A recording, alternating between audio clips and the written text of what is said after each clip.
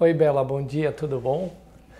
A gente havia combinado de tentar explicar um pouquinho qual é o processo do cirurgião vascular que vai tratar alguma doença complexa. Porque normalmente o paciente, quando ele vem no consultório, ele estabelece uma relação com o cirurgião e o cirurgião marca a cirurgia dele, pede os exames.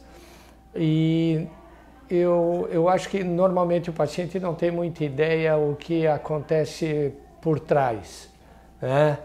Como é que esse processo todo se dá, porque hoje em dia, quando a gente vê pela primeira vez o paciente, faz o diagnóstico e depois começa a planejar alguma coisa, realmente existe um planejamento muito intenso, dependendo do tipo de doença que vai ser tratada.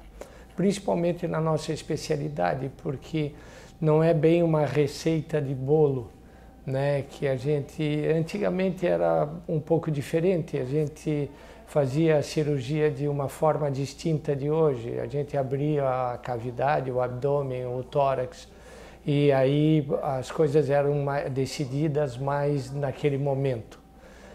Hoje em dia a gente perde algumas horas, alguns dias pensando e planejando o que vai ser feito. Isso aí que eu queria mostrar para vocês, né? Então é lógico, tudo inicia com aquele relacionamento dentro do consultório, mas depois o cirurgião vai pegar os exames, vai sentar um local confortável onde ele possa se concentrar, vai usar o computador, vai usar uma série de ferramentas de software que vão auxiliar ele a fazer esse planejamento. Eu vou começar pelo início aqui mostrando algumas coisas para vocês, né? Então a primeira coisa que eu vou mostrar é uma tomografia, que é de onde a gente parte, principalmente para um determinado tipo de doença. Então eu vou usar como exemplo aqui um aneurisma. Se a gente olhar aqui na tela aqui atrás, eu acho que é até mais fácil da Bela mostrar a imagem, eu tenho aqui uma tomografia que é um exame bastante sofisticado hoje em dia. Eu digo sempre, eu brinco que essa foi uma das maiores invenções que o homem fez dentro da medicina. Ela foi feita na década de 70 por um inglês chamado Hounsfield. Ele já morreu alguns anos atrás. Mas ele imaginou como é que ele poderia entrar dentro do cérebro de uma pessoa através do raio-x, e ele conseguiu realmente fazer isso. Hoje a gente consegue cortar uma pessoa em várias fatias, como se cortasse um salame, em fatias muito finas, e depois a gente empilha elas e faz uma reconstrução como essa aqui. Aqui eu estou vendo um paciente desde a região cervical até o início da coxa, na região inguinal que a gente vê aqui. E aqui no meio eu retirei tudo que não era vaso, que não era artéria, deixei a aorta, os rins, o coração, e o resto tudo são vasos sanguíneos. E aqui no meio, essa dilatação que vocês veem é o aneurisma. Então, como eu expliquei da tomografia, esse aneurisma ele pode ser recortado e visto de várias maneiras. Aqui eu estou olhando ele aqui nesse centro aqui. Esse é o aneurisma, eu estou fazendo um corte como se eu cortasse um salame, uma fatia de salame. E aqui eu consigo, a partir desse corte, eu consigo ir para cima e para baixo e ver vários segmentos do paciente. Se a gente olhar aqui em cima da tela, aqui nesse cantinho à esquerda, tem o paciente que como se eu tirasse a parte da frente de todo o corpo dele e aquela linha está mostrando onde é que eu estou cortando ele. Então aqui eu estou subindo, estou descendo, né? Agora eu vou subir, estou lá no coração, aqui eu estou vendo o coração no peito já, os vasos que vão para o pulmão, e aqui eu estou chegando já no pescoço do paciente. Então eu vou começar a descer. Aqui, essa parte preta são os pulmões e aqui é a aorta do paciente. E eu vou descendo, se vocês acompanharem aqui a aorta, aqui está o coração na frente dela, ela se acomoda em cima da vértebra, aqui é o fígado, aqui é o baço, aqui são os rins e aqui segue a aorta. Olha como ela é pequenininha. E vocês vão ver que de repente ela se dilata e forma um aneurisma. Isso aqui que eu vou tratar. E daí a partir daqui eu preciso ver uma série de medidas para fazer o meu planejamento. Então eu vou pegar esse mesmo paciente e vou cortar ele em vários planos.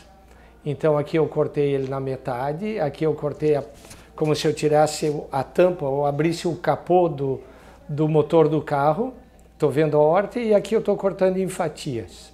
E essa linha vai me dizer exatamente onde eu vou estar, para eu tratar essa dilatação. Como vocês sabem, a gente já falou aqui, o aneurisma é uma dilatação do vaso e à medida que ela vai crescendo, ela pode romper. E se ela romper, o paciente tem uma hemorragia que pode ser fatal. Então a gente vai tratar esse aneurisma de maneira que eu exclua ele da pressão do sangue. E como é que eu posso fazer isso? Eu posso simplesmente vir aqui e cortar esse paciente, né? Eu posso abrir a barriga dele e cortar essa aorta que está doente. E mais modernamente, né, de uns 20, 30 anos para cá, a gente tem feito isso, eu posso trazer uma prótese por dentro de um catéter e colocá-la aqui por dentro. Essa prótese vai se dirigir para um lado e para o outro, eu vou montar ela dentro do paciente, e daí aquele sangue que antes tinha contato com a parede dilatada, ela deixa de ter contato e o sangue só vai passar aqui por dentro. Então, com isso, eu elimino a pressão do sangue, eu não deixo mais a pressão do sangue atuar sobre a parede do aneurisma e ele para de crescer. E ele parando de crescer, o risco de ruptura cai. As próteses, elas podem mudar de configuração dependendo de quanto disso aqui está comprometido. E às vezes isso fica muito complexo, principalmente quando as artérias do rim, a artéria que vai irrigar o fígado e a artéria que vai irrigar o intestino estão junto do aneurisma, saem do aneurisma. Aí eu começo a ter uma dificuldade maior e as próteses que antes eram só assim, elas começam a ter outro grau de complexidade porque elas precisam ter ramos para eu conectar todos esses vasos. E daí isso começa a funcionar como se fosse um Lego. Eu vou montar várias peças e eu tenho que ter isso tudo medido. Então eu venho para cá, eu olho a tomografia, eu desenho nas minhas anotações, eu faço todas as medidas, depois eu passo por uma tabela e daí eu vou escolher entre várias próteses, várias peças, como é que eu vou montar todo esse quebra-cabeça. Então, para vocês terem ideia, né, no final das contas, isso acaba ficando assim. Isso aqui é um modelo de plástico, só para ilustrar, mas a prótese está isolando toda aquela parte doente e está conectando com todos os órgãos que são muito importantes para a vida do paciente, para a saúde dele. Bela, eu acho que era isso que eu queria explicar para as pessoas mais ou menos entenderem que por trás daquela primeira visita que a gente faz com vocês, a gente gasta algumas horas aqui discutindo entre a equipe e escolhendo qual o melhor dispositivo, medindo e rechecando.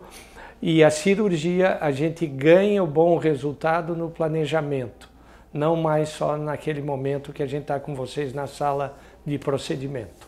Tá bom?